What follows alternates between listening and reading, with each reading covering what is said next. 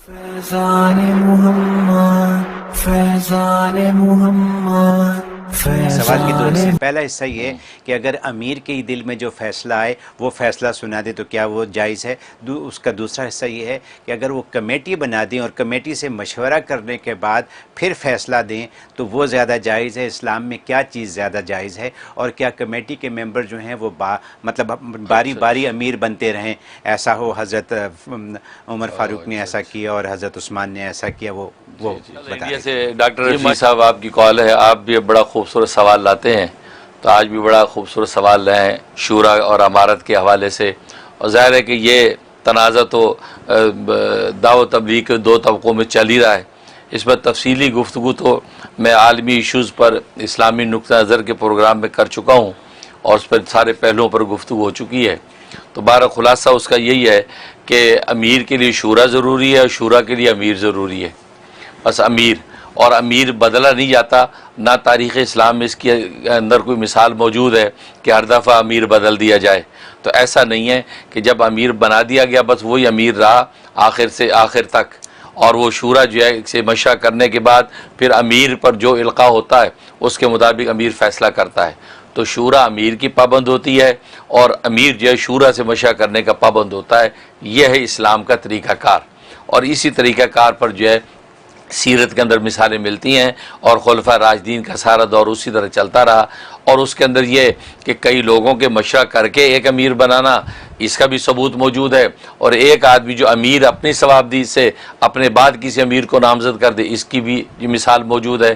जो सिद्दीक़ अकबर रज़ी अल्लाह तआला अन्हु ने हज़रत उमर रज़ी अल्लाह तआला अन्हु का अमीर बना दिया कि वहाँ कोई किसी से मशा नहीं किया, अपनी सवाबदीद पे बना दिया। फिर हज़रत उमर रज़ी अल्लाह तआला अन्हु ने आगे शूरा बना दी, जैसे आपने ख़ुद भी उसको मेंशन किया, और उनको इख्तियार दे दिया कि आप मशा करके किसी एक को अमीर बना लीजिए। लिहाजा उन्होंने मशा करके हज़रत उस्मान गनी रज़ी अल्लाह तआला को अमीर बना दिया। तो दोनों मिसालें मिलती हैं। लिहाजा दोनों तरीक़ेकार पर, लेकिन बनाना अमीर है एक ज़रूरी। लिहाजा एक अमारत जो एक शख्स की ज़रूरी है वो अमीर फिर यह है कि शूरा से मशा करने के बाद फिर उसको जो इल्क़ा हो उसके मुताबिक जो है वो फ़ैसला करेगा। ये वो इस्लाम का तरीक़ा। और इसी तरीक़े से अगर आज दावत तबलीग के अंदर भी सूरत हाल पैदा हो गई, उसका यही कहा गया, उस वक्त भी मैंने ये मौक़िफ़ इख्तियार किया, एक अमीर ज़रूरी है कि जैसे कि मौलाना साहब जो है वो अमीर बने, अमीर तबलीग। लिहाजा बस एक अमीर है, वो अमारत का निज़ाम उनकी आगे शूरा है, शूरा से मशे के साथ चलते हैं। ये तरीक़ाकार जो है कहीं नहीं है कि जनाब वो शूरा बन गई और बदल बदल के अमीर बनाया गया, एक दफ़ा एक अमीर बन गया जिसको दावत तबलीग के में जो है फैसल का नाम देते हैं कि फ़ैसल बना दिया। लेकिन अगर वो अब तारीख़ उठा के देखें उस फैसल बनाने के ज़माने में भी कि जिसके अंदर मुफ्ती ज़ैनुल आबिदीन, मौलाना सईद अहमद ख़ान साहब जैसे बड़े बड़े लोग मौजूद थे, और वो जो है मौलाना इनामुल हसन साहब ने वो शूरा बनाई थी कि भी तुम लोग मिल के एक अमीर बना लेना। तो हज़रत उमर रज़ी अल्लाह तआला अन्हु वाले तरीक़े को इख्तियार किया था, लेकिन बाद में वो बना ही नहीं सके। तकरीबन कई 25 साल 26 साल इसी तरह गुजर गए, अमीर नहीं बना सके। और इसका इजहार जो है मुफ्ती ज़ैनुल आबिदीन साहब रहमतुल्लाह अलैह, मौलाना सईद अहमद ख़ान साहब रहमतुल्लाह अलैह, सुना ये कि वो हज़रात ये इजहार भी करते रहे कि अफसोस है हम तो अपना एक अमीर मुकर्रर नहीं कर सके, आज तक एक अमीर मुकर्रर नहीं कर सके, और वो फैसल के ऊपर फैसले करते आ रहे हैं। सुन्नत का तरीक़ा और सीरत का मिजाज यही है, एक अमीर मुकर्रर होना चाहिए। लिहाजा वो एक अमीर मुकर्रर हो और उसके तहत आगे सारा का सारा निज़ाम चले। और फिर दावत तबलीग के अंदर मौलाना इलियास साहब रहमतुल्लाह अलैह से भी इसी तरह एक ही अमीर का निज़ाम चलता रहा कि मौलाना इलियास साहब रहमतुल्लाह अलैह थे, तो फिर मौलाना यूसुफ साहब रहमतुल्लाह अलैह बड़े हज़रत जी आए, तो फिर इसी तरीके से मौलाना इनामुल हसन साहब वगैरह, ये निज़ाम आगे चलता रहा। तो इसी तरीके से ही करना ज़रूरी है कि अमीर शूरा से मशा करने का पाबंद हो और शूरा जो है अमीर के मातहत हो। लिहाजा जब हज़रत उस्मान गनी रज़ी अल्लाह तआला अमीर बन गए तो फिर वो जो शूरा जिन्होंने मिल के अमीर बनाया था वो भी हज़रत उस्मान के फ़ैसले के पाबंद रहे और उसी के मुताबिक उन्होंने मामले को आगे बढ़ाया।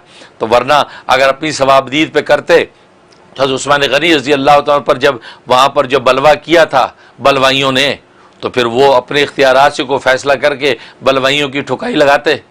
लेकिन चूँकि अमीर ने कहा था खबरदार कोई हाथ ना आगे बढ़ाए, मैं नहीं चाहता कि मेरी वजह से किसी मुसलमान का खून का एक कतरा बहे।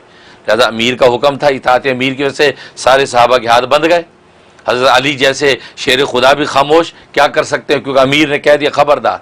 लिहाजा वही हुआ, नतीजा शहादत पर जाकर मुंतज हुआ। लेकिन शहादत कबूल की हज़रत उस्मान गनी ने, लेकिन उनकी कहे हुक्म की जो खिलाफ वर्जी कोई नहीं कर सका। हालांकि वही लोग जो शुरा के जिन्होंने अमीर बनाया हज़रत उस्मान गनी को, अगर उनके हुक्म से बाहर और बालातर होते तो वो यकीनन जो है वो चढ़ाई करते उन बलवाइयों पे, उन बलवाइयों की ठुकाई करके उनको भगाते, अपने अमीर को बचाते। लेकिन अमीर का चूँकि हुक्म आ गया था, इताअत अमीर जो है वाजिब है, लिहाजा कोई साहबी नहीं बोला, सब खामोश रहे। लिहाजा नतीजा क्या हुआ, हज़रत उस्मान ने शहादत कबूल कर ली, लेकिन ये कि वो मुसलमान का खून भी बहना गवारा नहीं किया।